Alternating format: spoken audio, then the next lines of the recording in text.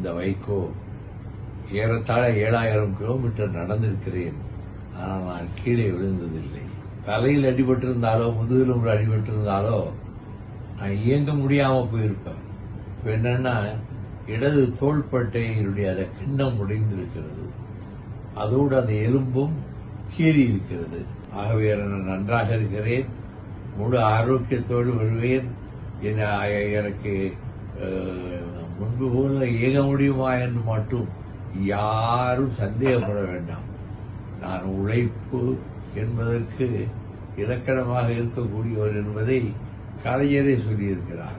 இந்த நாட்டில் மேலும் தமிழ்நாட்டுக்கு செய்ய வேண்டிய சேவைகளை செய்வதற்கு காத்துக் கொண்டிருக்கிற வைகோ முழு நலத்தோடு பரிபூர்ண ஆரோக்கியத்தோடு வருவேன் என்பதையும் எனக்காக கவலைப்படுகிற உள்ளங்களுக்கு என் நன்றியை தெரிவித்துக் கொள்கிறேன்.